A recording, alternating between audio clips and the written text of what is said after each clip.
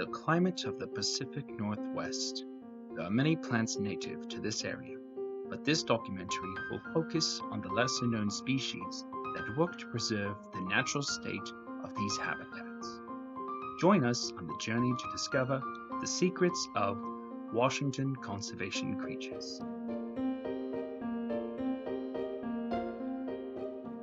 Often found foraging through the thickest of vegetation, this king of the underbrush thrives in the shaded underbelly of most wetland regions.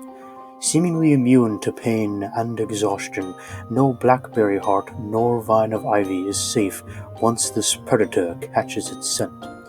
Finding sustenance primarily from rain energy drinks and the boisterous beats of Kanye West, all while often found in a pair of his signature slides, Alpha jungularis is a fearsome foe for any and all invasive species.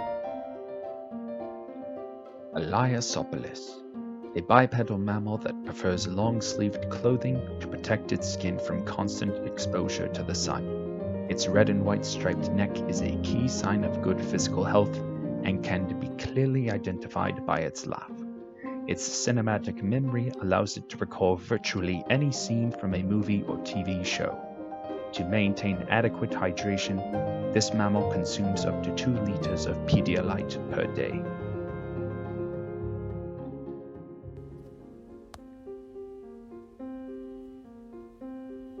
This hot-blooded mammal often finds itself overheating but has adaptations to curb the heat by sweating from all surfaces of the body. Due to its vertically challenged stature, this particular dino has found niches to survive in. Preferring to graze on low grub, she's able to reach low-hanging blackberry, ivy, and morning glory. What appears to be a nimble creature taking few falls into water channels, cautious of the dreaded trench foot that many dinos succumb to. Beware, this trait does not carry on to terrestrial lands. The pterodactyl is endemic to Southern California, although is currently observed living here in Seattle, extremely north of her normal habitat range. She appears to be maladapted to the Pacific Northwest climate and dislikes the wet, the cold, and the dark. Sitting and snacking appear to be her most frequent behaviors, even when she's both well-rested and full. What a phenomenon. The pterodactyl does not have a complex diet in any way, and her taste buds seem rudimentary at best. While appearing normal in frame and stature, the pterodactyl lacks a center of gravity, which is observed by her slow walking and frequent toppling over. Not to be feared, the pterodactyl has protective layers ready for these very incidents. Chironus, Donnelly, a cathemeral long-haired mammal, typically found inhabiting cool, shady environments. This species is most famous for being capable of producing over 200 unique vocalizations, most of which sound eerily similar to boring descriptions of plant species native to the Pacific Northwest. In the wild, they have been observed demonstrating the ability to wield tools, though in one instance they were seen breaking the metal blade off of a shovel, so their proficiency with them could be described as rudimentary at best.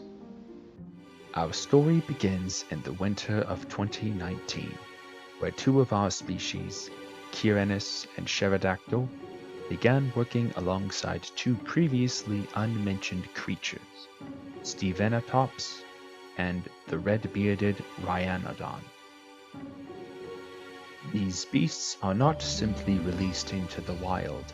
They are cared for and guided by a creature handler, also known as the pack leader, Matthew, which can be seen here herding the beasts with a crisply thrown frisbee. Many hours of the winter are devoted to digging and planting new trees, but these tasks were made difficult by the snow and icy conditions. During this time, the Chironus was captured on film exhibiting a cohabitative act by communicating with a snake and obliging to relocate the snake's home by performing a boulder carry, which in turn released stored thermal energy in his muscles to regulate internal body heat. Unfortunately, Not all creatures adapted to survive the hardships of winter. Stevenatops, forced by climate change, migrated out of the region, while the Ryanodon sought other gainful employment opportunities. As spring arrived, so did Eliasopolis and his trusted husky, Memphis. These two sustained the drop in morale from losing two creatures during the pandemic of 2020, with teleservice activities that included the competitive virtual Olympics. Shortly after, during the summer, Alpha Jungularis and Emmanusaur joined. As these creatures acclimated to the rising temperatures and became more accustomed to the pack leader Matthew's hierarchy, the pack became a distinct unit once again. The established routine for the group would now revolve around tending to their local nursery, where native vegetation is cared for by watering and removing unwanted weeds. These actions effectively preserve the location so that plants may reach maturity levels where they may thrive when placed in fresh soil. The pack travels an average of 24 kilometers to primary planting locations for maintenance and care of previous project sites. Upon arrival, the pack leader, assisted by a habitat specialist, would provide instructional guidance of tasks. After instructions were given, Emmanusaur would conduct a comprehensive safety brief outlining the risks and dangers of the local area. It is at this point that each species embraces their natural instincts for weeding and rooting out invasive plants.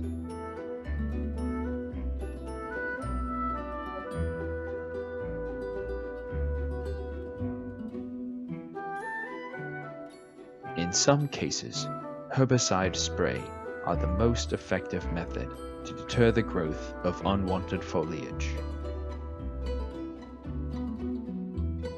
The physical results of the pack's collective work speaks for itself.